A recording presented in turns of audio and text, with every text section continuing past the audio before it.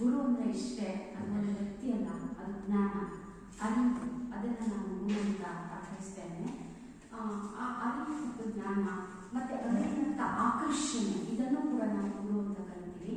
ಈ ಅರಿವು, ಜ್ಞಾನ, ಆಕರ್ಷಣೆ ಇವುಗಳನ್ನು ಒಳಗೊಂಡ ಹಾಗೆ ಈ ಅಕಾಡೆಮಿ ನನಗೆ ಕಾಣಿಸ್ತಾ ಇತ್ತು. ಮತ್ತು ನನಗೆ ಇಲ್ಲಿ ನೋಡಿ, ಇಂತಹ ಟ್ರೈನಿಂಗ್ಗಳು ಹೆಚ್ಚೆಚ್ಚು ಆಗಬೇಕು. ಅಯ್ಯೋ ನಾವೆಲ್ಲ M.Com ಮಾಡ್ಬಿಟ್ಟಿದ್ದೀವಿ, MA ಮಾಡ್ಬಿಟ್ಟಿದ್ದೀವಿ, MSc ಮಾಡಿದ್ದೀವಿ ಅನ್ನೋದಲ್ಲ. ಯಾಕೆಂದರೆ ಕಲಿಕೆ ಅನ್ನೋದು ನಿರಂತರವಾದದ್ದು. ನಮಗೆ ಸಮಾಜಶಾಸ್ತ್ರಜ್ಞರಾದಂಥ E.B. ಟೇಲರ್ ಹೇಳ್ಕೊಟ್ಟಿರೋದೇನೆಂದರೆ, ಮನುಷ್ಯ ಹುಟ್ಟಿನಿಂದ ಸಾಯುವ ತನಕ ಏನೆಲ್ಲ ಕಲಿತಿದ್ದಾನೋ ಹಾಗೂ ಕಲಿಯುತ್ತಿದ್ದಾನೋ ಅವೆಲ್ಲವೂ ಅವರ ಸಂಸ್ಕೃತಿ ಅಂತ ಹೇಳ್ತಾರೆ. ಆ ಸಂಸ್ಕೃತಿ ಬಹಳ ಮುಖ್ಯ ಆಗ್ತದೆ. ಇಂಥ ಕಡೆ ಬಂದಾಗ ನಮಗೆ ಹೆಚ್ಚೆಚ್ಚು ಹೊರಗಡೆಯಿಂದ ಎಲ್ಲ ಕಡೆಯಿಂದ ಬಂದಂತಹ ಜನ ಅವರವರ ಪ್ರಾದೇಶಿಕವಾದ ಸಂಸ್ಕೃತಿಗಳು, ಅವರ ಆಚಾರ ವಿಚಾರಗಳು, ಊಟೋಪಚಾರ ಇವೆಲ್ಲವೂ ನಮಗೆ ಕಲಿಯುತ್ತಿದ್ದಾಗಿರುತ್ತೆ. ಸೊ ಇದು ಕೂಡ ಬಹಳ ಮುಖ್ಯವಾಯಿತು ನನಗೆ. ಈ ಅಕಾಡೆಮಿಯಿಂದ ನನಗೆ ಸಿಕ್ಕಿದಂಥ ಪಾಯಿಂಟ್ಸ್ಗಳಿವೆಲ್ಲ.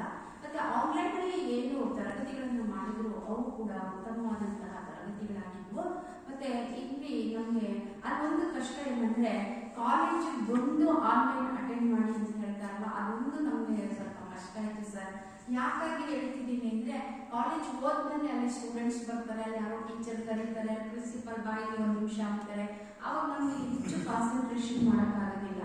ಸೊ ಆನ್ಲೈನಲ್ಲಿ ನಮಗೆ ಏನು ಪಾಠ ಅನ್ನು ನಾನು ಬರ್ಕೊಂಡಿದ್ದೀನಿ, ಒಂದಷ್ಟು ಪಾಯಿಂಟ್ಸ್ಗಳನ್ನ ನಾವು ಏನು ಪಾಠ ಮಾಡಿರೋದು ಹೆಚ್ಚು. ಇಲ್ಲಿ ಕೂತು ನಾವು ಹೇಗೆ ಕಲಿತೀವಿ ಅಲ್ಲಿ ಕಲಿಯೋದು ಕಷ್ಟ ಆಗ್ತದೆ. ಹಾಗಾಗಿ ನಮಗೆ ಮನೆಯಲ್ಲೇ ಕೂತ್ಕೊಂಡು ಅಥವಾ ಎಲ್ಲೋ ಒಂದು ಕಡೆ ಕೂತ್ಕೊಂಡು ಕಲಿತೀವಿ ಅಂದರೆ ಕಲಿಬೋದು. ಜವಾಬ್ದಾರಿ ಇಟ್ಕೊಂಡು ಕಾಲೇಜ್ಗೆ ಹೋಗಿ ಆನ್ಲೈನಲ್ಲಿ ನಾವು ಉಪನ್ಯಾಸಗಳನ್ನ ಕಲಿಯುವುದು, ಕೇಳೋದಲ್ಲ, ಕೇಳಿ ಕಲಿಯುವಂಥದ್ದು ಕಷ್ಟ ಆಗ್ತದೆ ಅನ್ನೋ ಮಾತನ್ನು ಹೇಳ್ತಾ, ಮತ್ತೆ ಇಲ್ಲಿ ಉತ್ತಮವಾದಂತಹ ಸಂಪನ್ಮೂಲ ವ್ಯಕ್ತಿಗಳಿದ್ರು.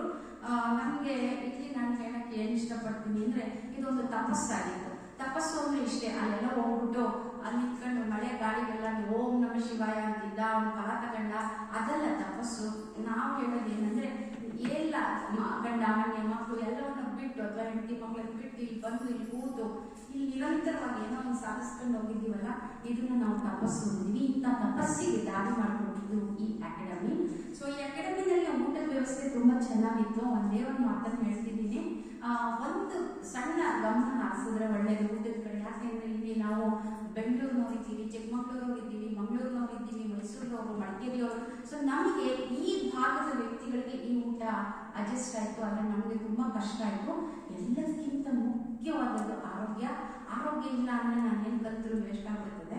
ಸೊ ಹಾಗಾಗಿ ನಾನು ಆ ವಿಷಯವಾಗಿ ಒಂದಷ್ಟು ಗಮನ ಹರಿಸಿದೆ ಸರ್. ಸೊ ಈ ಎಲ್ಲ ನಮಗೆ